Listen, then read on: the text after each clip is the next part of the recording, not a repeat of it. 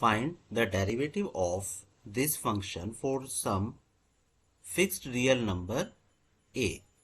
मतलब ये जो ए आप देख रहे हैं ना यहाँ पर, ये सभी आपके एज लाइक कोफिशिएंट यहाँ पर अवेलेबल है। आपको इस पर्टिकुलर फंक्शन का डेरिवेटिव फाइंड आउट करना है।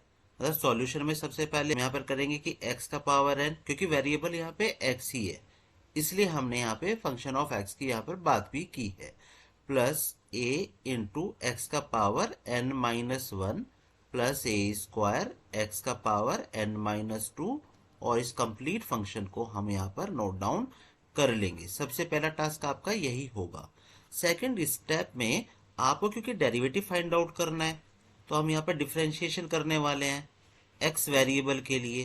तो डिफरेंशिएशन में आप क्या करते हैं, derivative of d by d x. ये एक्स ये डिनोट करा रहा है कि आप एक्स वेरिएबल के लिए यहाँ पे वर्क कर रहे हो, और एक कंप्लीट फंक्शन में आपको यहाँ पर यही सर्च करना है कि वेरिएबल एक्स आपको कहाँ पर अवेलेबल हो रहा है। ये आपने यहाँ पे इसको नोट डाउन कर लिया। देन इंडिविजुअल टर्म का यूज करते हुए आगे आपको इस प्रोसेस को करना होता है। तो यहाँ पे आप क्या करेंगे, एक एक टर्म कर लेंगे, डी बाय डी एक्स। सबसे पहले आप यूज करेंगे एक्स का power n, then second one term ले लीजिएगा डी बाय डी एक्स।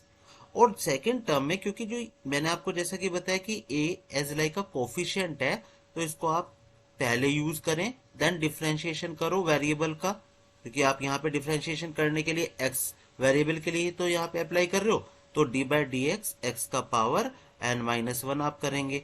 ऐसे ही ए स्क्वायर कोफिशिएंट को पहले लिख लो, डी बाय डी एक्स करो एक्स का पावर एन माइनस टू के लिए। सिमिलरली यहाँ पर भी आपको यही वर्क आपको करना हुआ करता है कि d by d x x. अब ये क्या होगा, ये एज लाइक का कॉन्स्टेंट टर्म है, और ये होती भी क्या है, देखो कॉन्स्टेंट टर्म है क्योंकि रियल नंबर ए है, सीधी सी बात है, रियल नंबर ए है। हम यहाँ पे कह सकते हैं ए का पावर एन। अब कोई बच्चा कहेगा कि यहाँ तो वेरिएबल अवेलेबल है नहीं, वेरिएबल अवेलेबल नहीं है, लेकिन अगर आप ध्यान से देखेंगे तो हो सकता है एक्स का पावर जीरो, क्योंकि ए का पावर एन कब हो सकता है, जब आप वन से मल्टीप्लाई कराओगे तो रिजल्ट तो आपको ए का पावर एन ही मिलने वाला है ना।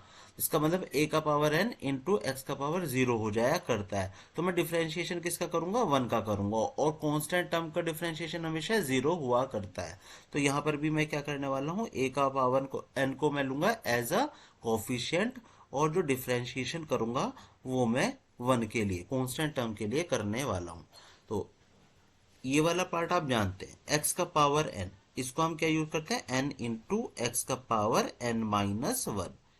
ए एज लाइक का कोफिशिएंट, इसको ऐसे ही रहने दीजिएगा, एन माइनस वन पावर में है तो इस बार एन माइनस वन का यूज करेंगे, एक्स वेरिएबल को लिखेंगे, और ऊपर क्या हो जाएगा आपका एन माइनस वन। तो एन माइनस वन क्या होता है, माइनस टू हुआ करता है, plus a square as a coefficient है, एन माइनस टू पावर को आप यहां पर नोट डाउन कर लिया, एक्स वेरिएबल लिखेंगे, n minus two minus one क्या हो जाएगा, माइनस थ्री हो जाएगा।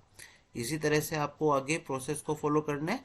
देन ए का power n minus one, x as like का वेरिएबल है, और जब भी हमारे पास सिंगल होगा तो हम उसके लिए हम इसको वन यूज करते हैं। मैंने आपको पहले भी बताया हुआ है प्रीवियस वीडियोस में, यहाँ पे मैं दोबारा रिपीट कर रहा हूँ कि x के लिए x का पावर वन होगा, वन इंटू एक्स का power one minus one, that's meaning one into x का पावर जीरो, और x का पावर जीरो वन हुआ करता है, one into one is one. That's why आपको ध्यान रखना है कि जब भी x आएगा तो इंटू वन होगा, और वन का a की पावर n माइनस वन से मल्टीप्लाई करने पर सेम रिजल्ट रहने वाला है।